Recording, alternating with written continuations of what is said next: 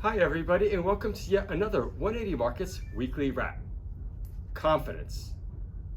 What I'm talking about this weekend is an example. We will watch all the sporting events, all the AFL games, and we will think the team with the most confidence is going to win. But I want to direct your attention to a different type of confidence. Confidence in the banking system. Because last night we saw in the US 2 more banks down 50-60% overnight. And I'm not talking about little banks. I'm talking about companies, Western Alliance, Pacific Bank. At one point, they probably had about $50 billion market caps. So these are significant institutions. And friends, our system works when there's confidence in the banks, because the banking system is all about that word confidence, when they only hold circa 10% of their deposits at any given time. And what does it mean? It means we really have to pay attention and be careful out there, because funding is what makes the whole world go around. Interestingly, and what could happen though, and I'm not saying it's going to, is that we could see some more ironically positive action in speculative companies, because they tend to rely on equity funding and not debt funding. And so for investors with spare cash, they may start to look at these types of investments. And now to talk about these types of investments and more in the capital raising world, I'll turn it over to Sean. Thank you, Greg. And it has been a pretty tough week on the market. Firstly, we've seen American market fall by quite a bit. We're actually about 1,000 points lower on the Dow since Tuesday. And with that, as well, we saw interest rates going up again, which was a bit of a surprise. So markets have been spooked. Saying that, there have been many placements. There have been 27 halts this week for capital raises. At 180 Markets, we have got access to the majority. There are always the precious brokers out there that won't give us access, but we have got access to a lot, and it's been very busy. Let's look at 2 raises from today. So we'll see here 40X. So this is on the 180 Markets platform. 40X is raising money at 91 cents a share compared to the last price of $1.13.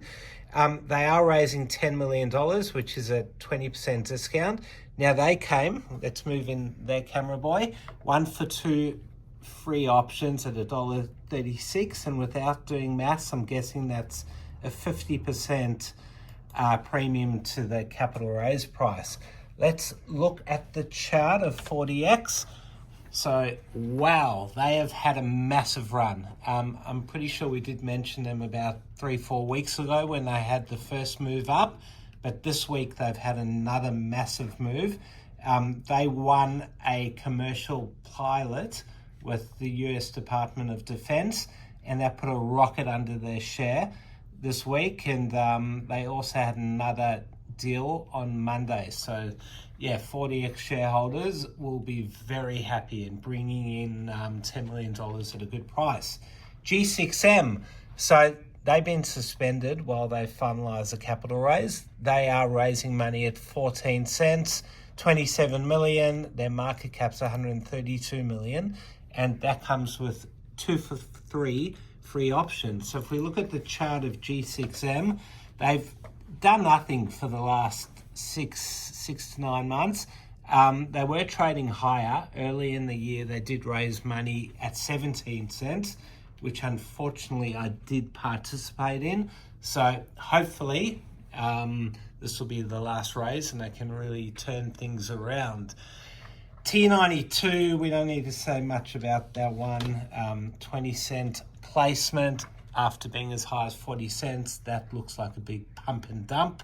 I wouldn't be touching that. Vulcan, big raise this week.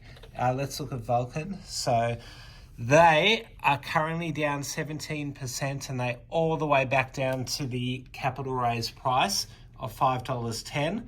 So unfortunately, when a company of the size of Vulcan does a capital raise, it creates an arbitrage opportunity, because people can take the stock and short sell it before they get the stock. So clearly, I think that's what's happened there.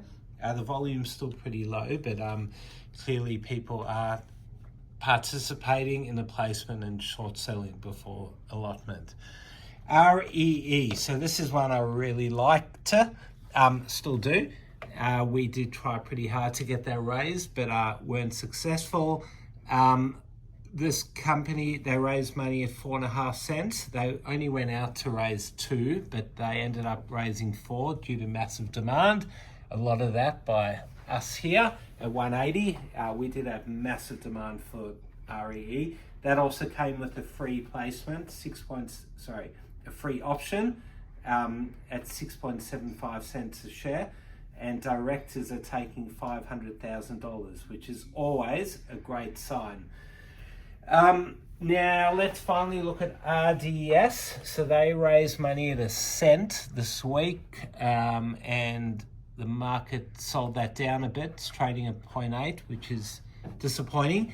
That came together with a lithium acquisition, and last week they did announce some good copper results. So hopefully RDS recovers. They only raised $1.2 million. A lot of other raises this week. We won't have time to go through them. I'll just name them. GBZ, AEE, SIT placed a shortfall of their rights issue. PAA, CBH, HCF, SMN, SMI, BCI, IPX, DX. I don't even know what that last one is, Mr. Camera Boy. You didn't write that one clearly at all. All right, movers this week. Gold. Gold hit that $2,050 level, and that sent a rocket under some of these gold stocks. I won't go into them. There are quite a few, but they all moved pretty consistently with the gold price. Let's look today. There's been a pretty big move. CDR, Codrus Minerals. So they're trading up 36%. Let's look at the chart over there. So they had a run about 3 weeks ago. I think I did mention it. And then today, another run. Now, they released their maiden drill hole results, and amazing results of just under 5,000 TREYO, which is really impressive. And if they keep hitting results like that, I'm sure the share price will keep going in the right direction. Let's look at another one. Now, we're going to look at a few that have got similarities. So AXN, on Tuesday, they went all the way up. Let's look over here. So they hit a high of 15 cents intraday, and they are now trading below 10. And RIM, they went, sorry, that's not RIM, that's PIM. They had a very similar type movement. We look at the chart over here, 15 cents. Now, as the market fell, a lot of these runners fell as well. So they went up on Monday, Tuesday, and then with the weaker market and the overseas falls, a lot of these stocks that went up lost all their. Another stock that has moved this week but held on to its gains is Vanadium Resources, VR8. So if we look at the chart there, it's been in a bit of a sideways pattern and has never traded at the placement price of 11 cents a share since last June.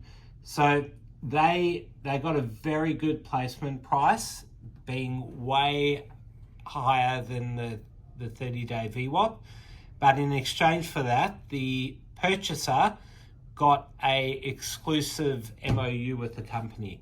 So obviously they see some value then of vanadium and have agreed to pay higher. So it's a win-win for both the company and hopefully for the investor.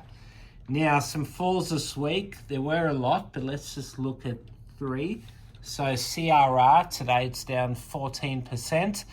They did announce some results at their Mavis Lake project, and clearly it's disappointed the market. OML, that had a big fall during the week. It's up a little bit today. So they did release a presentation, and in the presentation they did give an outlook, and the outlook was very disappointing. So that stock fell about 30% this week. It's lost all the gains from that it had over the last 6 months. So hopefully things start improving. Finally, one big fall, ANG, Austin Engineering, So if we look at the chart yesterday, it fell all the way from 39 cents to low 30s. It's trading at 31. Another trading update and a guidance there. So things weren't great, and clearly the economy is putting a lot of pressure on some of these companies. High interest rates and higher inflation is really putting pressure on some of these mid caps, and yeah, it's flowing through to the market. All right, have a good weekend, everyone. Hopefully next week is a better week. Bye.